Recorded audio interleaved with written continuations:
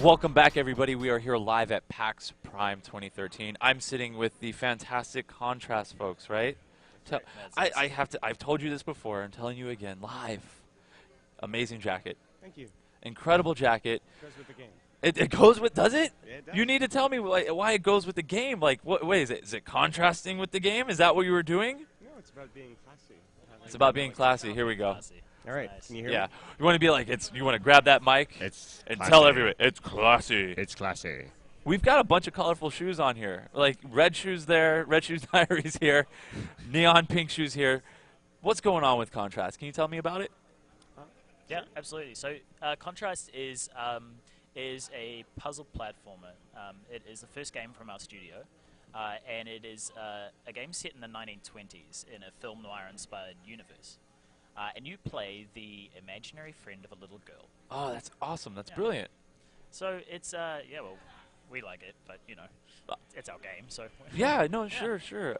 That sounds really, really, really unique. That's a fun narrative. You guys must have had a great time building around that. Oh, we had a lot of great time making this game. We had a lot of great time making this game. All right. We're not going to tell you what we can do in Contrast. We're going to show you. Show us, please. Let's just start the game. So that is the main character that you can see there. Her name is Dawn, the imaginary friend. But we're going to start the story with a little chat from Dee Dee, the little girl. Where did you go for so long? I had 3 weeks. I really wish you had been at my birthday.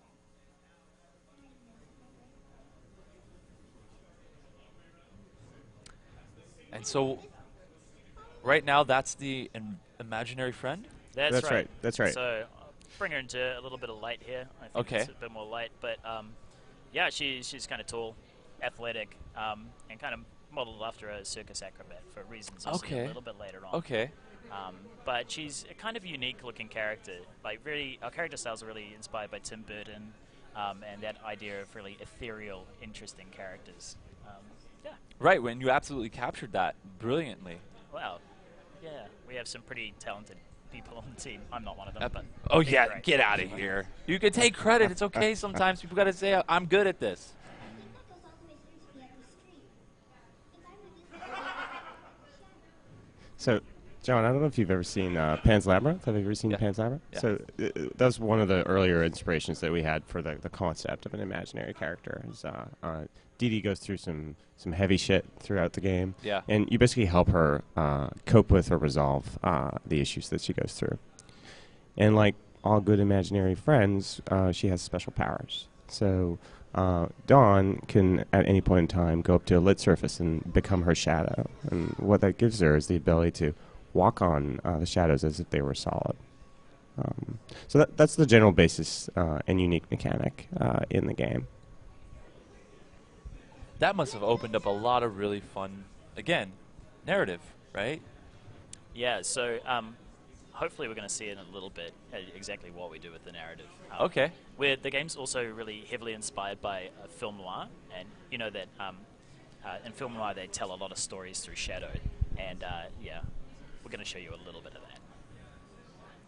that. But yeah, it did open a lot of ideas about the narrative and about the world. So the whole world was created around the idea of this shadow mechanic, about creating a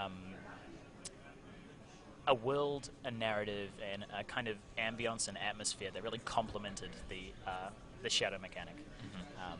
And It's like Moulin Rouge meets City of Dark.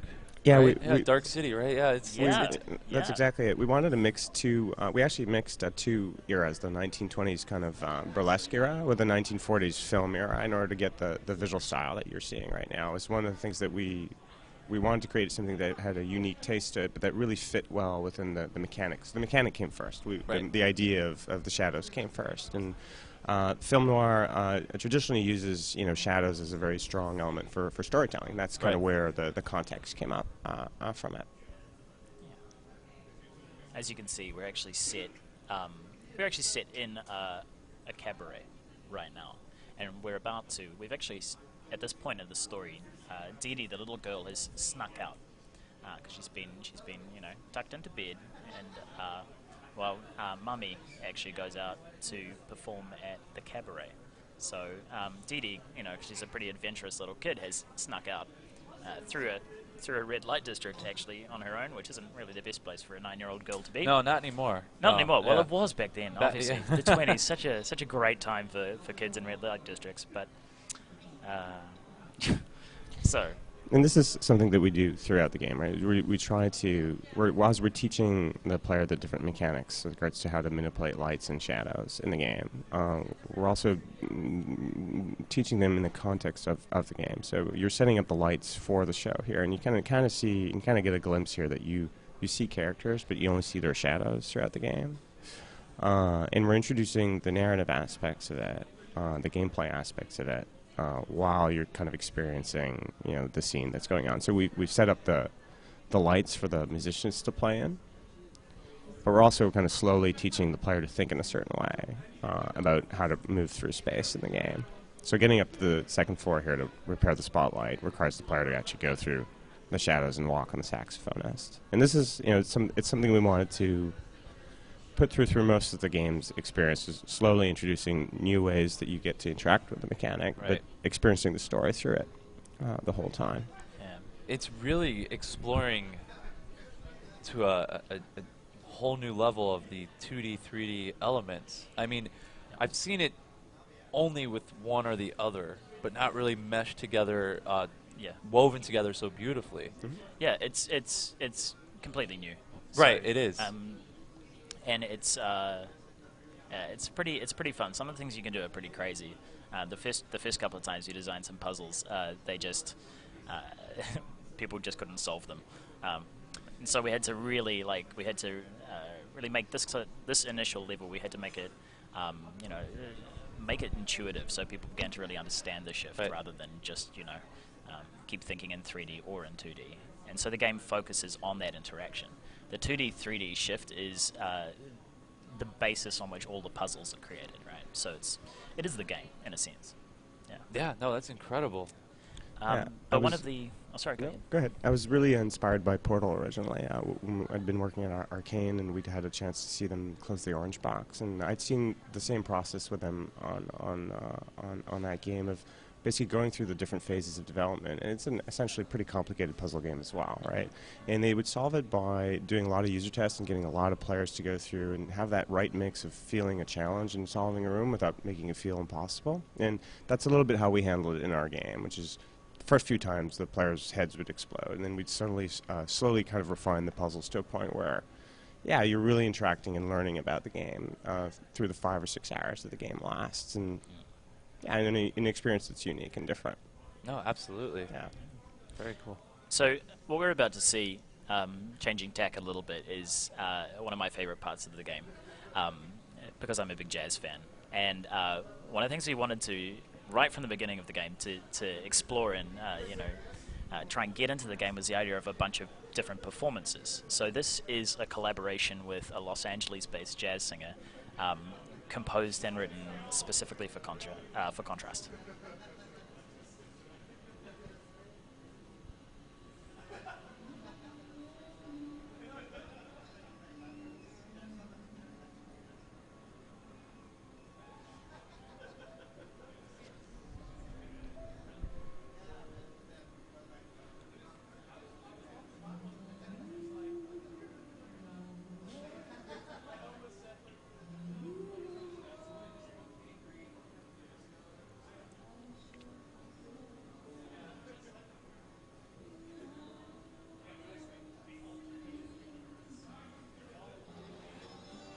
Was there any mocap involved with any of this? I mean, Nope. No, it's all hand animated. You had to because you only see the silhouettes of the people, and when you only see the silhouettes of the people, we had to exaggerate a lot of the motions so that they could read well.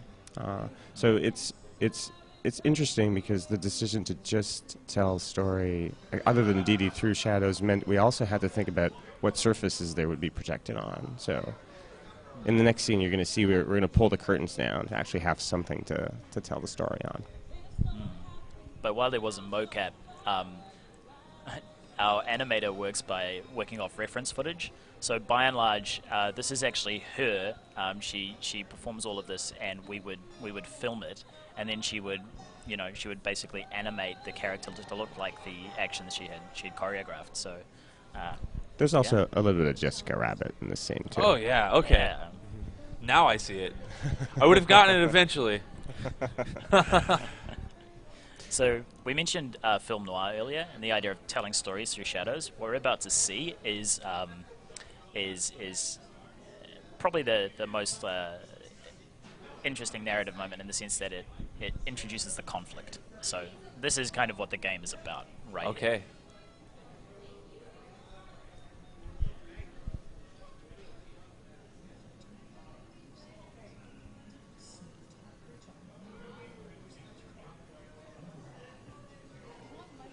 You had a lot of fun with the camera positioning, didn't you? Absolutely. Yeah. I think that's both the camera positioning and how we were going to position the characters in the scene. Yeah. And from the acting standpoint as well. And the father who you see here is played by the same guy who plays Deus Ex. Oh, okay, that, cool. That rings a bell. Yeah. How long did this take, this game? How long have you been... I mean, I'm looking at the attention to detail, right? Where Yeah. you guys are talking about narrative and story and crafting that stuff. That takes time. Absolutely. And I see the fine detail in the noir look, the 40s, the just the whole atmosphere that you guys have captured really well. How long have you been working on this? So I originally penned the concept 4.5 years ago. Okay. But I spent 2 years to start the studio up. So we've been in development on the project for 2.5 years now. And it's given us the time to do the iterations that we needed to capture the atmosphere, the gameplay, the feel and the mood of the place into something that was cohesive enough for the 5 to 6 years. I mean, I'd worked for the larger studios on larger projects, and I just wanted to take the time to make something right the way, we wanted to make it, not just rush through it and rush through financial schedules and whatnot. So we really made this project under a lot less duress than I've made previous projects. It was basically going to be done when it was going to be done. And well, I'm about 18 months pregnant, but Yeah. but yeah, I think it's a chance that you don't always get in games, and we had to manufacture the conditions to make that happen in the beginning. So Yeah. And it's coming out on console, right? That's right. Okay. Yeah, so we're coming out on PlayStation 4, Yep. PlayStation 3, on 360, and on Steam on November 15th, first day the PlayStation 4 launches. That's awesome. I mentioned that console part because it's a rare treat to see heavy narrative that you guys have brought to that world. I mean, there's obviously games out there, but if you think of the indie scene with Kentucky Route Zero and that stuff, it's really on PC. And you guys have really taken the time to bring that to console, and that's such a rare treat. Thank you. I'm excited for these folks. There's some people like, I'm not going to play that because that's over there. And I'm like, no, let's try it. Yeah, and that was the goal. We wanted to make sure that it's the studio's first game, so we take a lot of pride in what we're doing, obviously, but we also want to make sure that the most the biggest audience possible can actually come out and experience it. So, yeah, we're pretty excited about it. I'm excited to... Is there more to show us real quick? Oh, yeah. We've what we've done is we've actually jumped you. Balloon. It got snagged, so they can't pull it down. Nobody can get up there to untangle it. We jumped you into Act 2 of the 3 acts that there are in the game. So I think I can turn it on. Definitely So what we're doing is we collected a couple of little orbs previously in the game that you might have seen, and what we need to do is use those orbs to power this giant carousel. And the carousel we need to fix as part of fixing a set of attractions in a circus. And this is one of the more platforming areas of the game. So the game is a puzzle platformer, but it's also quite varied in terms of its gameplay. So you've got very purely puzzle areas. You have basically areas like this, which are mostly platforming. So it's it almost looks like a traditional side scroller, except that you need to, of course, sometimes jump in and out of. Yeah. Although actually I failed that badly, which is a bit embarrassing for my own game. That's because you're talking and playing. Yeah, you're doing the drive talk thing, man. Yeah. But yeah, that's the general idea. Is we wanted to think about multiple dimensions at once, right? So adding a new twist to all the activities that we do in Contrast, whether it's in the puzzle aspect of things where you're moving the light around and changing the landscape, or in the platforming aspect to really get you to think about how you're going to cross through the space. So just here, for example, Sam had to jump in 3D and land himself in the shadows because there's no ledges to catch.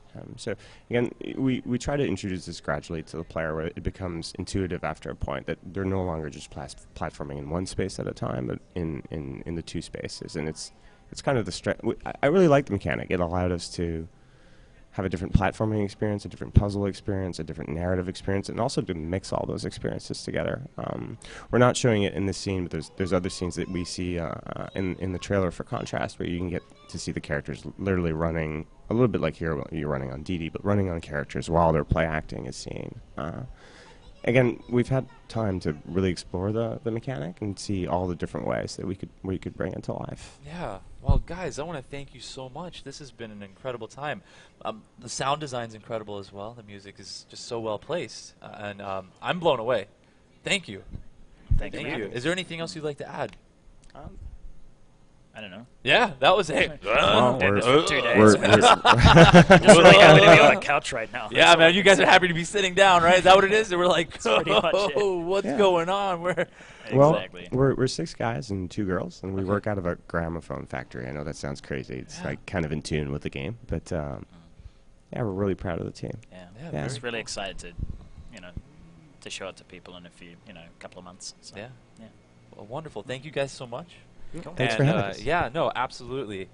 And I get that wraps up what's happening here at the Twitch Pavilion area, right? And we wrapped it up with this elegant game. I'm like sitting here going, whoa, jeez, like where do you go to from here? Because I just want to know more about the universe and all this stuff. And I'll just wait like everybody else. Cool. Well, thank you. John. Thanks. Thank you. Thank you. And thank you guys at home who are watching and hanging out with us nearly all day, or for some of you all day. And we'll be back here with more live coverage at 8 a.m. 10 a.m.? It's an a.m. It's a time. It's a time that we'll be back.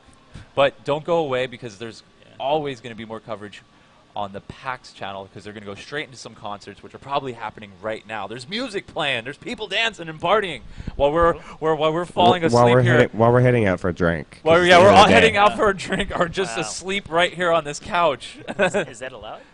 Oh. No. Well, yeah, of course. We're in America. You can drink anywhere. Just make sure you drink in the right place. All right. And we'll be back here tomorrow with more coverage starting at 10 a.m. Thanks, everyone.